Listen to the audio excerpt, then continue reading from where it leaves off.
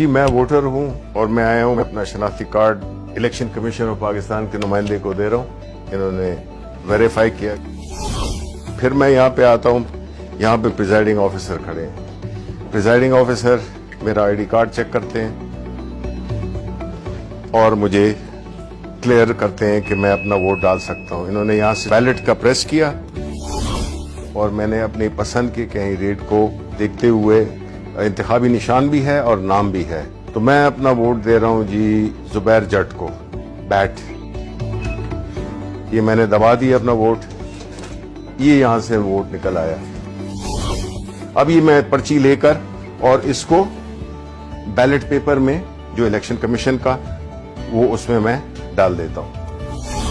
اب جب ووٹنگ ختم ہو گئی ہے تو سارے پولنگ ایجنٹس کو بلا لیا جائے گا. پریزائڈنگ آفیسر کہیں گے کہ جی ٹائم ووٹنگ کا ختم ہو گیا ہے, کوئی ووٹر موجود نہیں ہے جو پولنگ اسٹیشن ہے. سب کی تسلی ہو گئی. آپ اس سیل کو کھولیں گے جو کہ پہلے اس میں سٹارٹ تھا. جب پولنگ سٹارٹ ہوئی تھی تو انہوں نے سٹارٹ کا بٹن دبایا تھا. اب یہ کلوز کا بٹن دبائیں گے.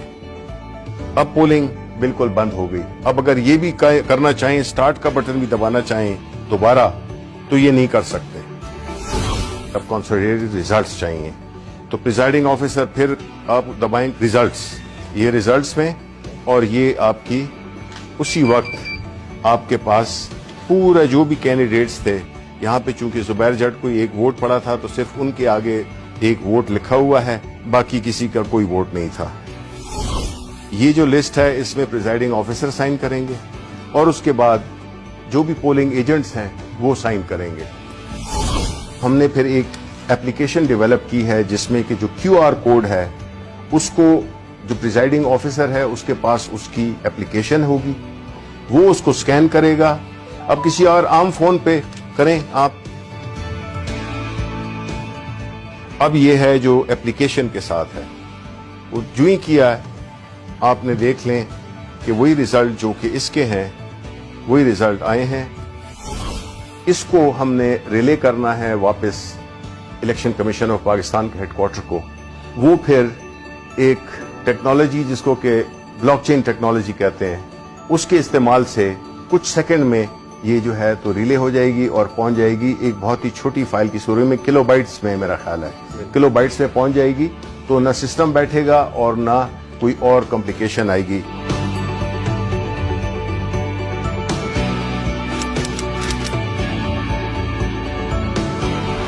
اگر کوئی یہ کوشش بھی کرے کہ وہ اسی طرح کا ووٹ پہلے تو چھپا نہیں سکتا, لیکن اگر چھپا بھی لے تو وہ ووٹ اس لیے کاؤنٹ آؤٹ ہوگا کیونکہ ہر ووٹ کے اوپر ایک بار کوڈ ہے. وہ بار کوڈ جب آپ سکین کرتے ہیں تو وہ آپ کو صرف ایک انفارمیشن دے گا, صرف یہ بتائے گا کہ یہ اس پولنگ اسٹیشن کا بیلٹ پیپر ہے. تو ہمیں جب پوسٹ آڈٹ الیکشن کسی کو اعتراض ہو سکتا ہے تو تب بھی یہ انفارمیشن کے ٹائم اور جو پولنگ اسٹیشن ہے صرف اس کی انفارمیشن ہوگی جو کہ سب کو دکھائی بھی جا سکتی ہے. بلاک چین ٹیکنالوجی کا جو بنیادی کانسیپٹ ہے وہ یہی ہے کہ اس کو چونکہ ملٹیپل اس کی لیجرز ہوتے ہیں تو اس کو کوئی چینج نہیں کر سکے گا, آلٹر نہیں کر سکے گا. تو اس لیے جو مسئلہ تھا آر ٹی ایس کا جس کی وجہ سے اس کو اس پورے عمل کو ایک بدنامی کا سامنا کرنا پڑا, اس کا حل بھی ہم نے نکال دیا ہے.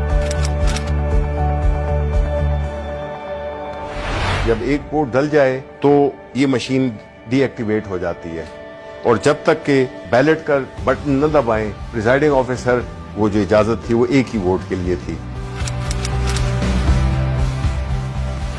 یہ صرف مشین نہیں ہے, یہ پوری ایک سوچ کی تبدیلی ہے, اس نظام کی تبدیلی ہے. لوگ دھونس کے ذریعے, پیسے کے ذریعے اور مختلف غیر قانونی ہتھ کنڈے استعمال کر کے وہ ہارے ہوئے الیکشن کو جیت میں تبدیل کر دیتے تھے اور جیتے ہوئے الیکشن کو ہار میں تبدیل کر دیتے تھے. چونکہ ایک سٹینڈ الون مشین ہے جس میں کہ اس کا نہ کوئی انٹرنیٹ سے تعلق ہے, نہ اس کا کوئی وائی فائی سے تعلق ہے, نہ اس کا کوئی بلوٹوتھ سے ہے, تو یہ بیرونی اثرات سے یہ بالکل مبرہ ہے. دوسری بات یہ ہے کہ اس مشین میں کوئی آپریٹنگ سسٹم نہیں ہے جس کی وجہ سے اس میں نہ بگز ڈالی جا سکتی ہیں, نہ اس کو ہیک کیا جا سکتا ہے. جو کوئی بدعنوانی ہو سکتی ہے یا کوئی شیطانی ہو سکتی ہے کہ کوئی اس میں ایلفی ڈال دے بٹنز میں, تب بھی اس کی مشین کی پرفارمنس میں فرق نہیں پڑے گا.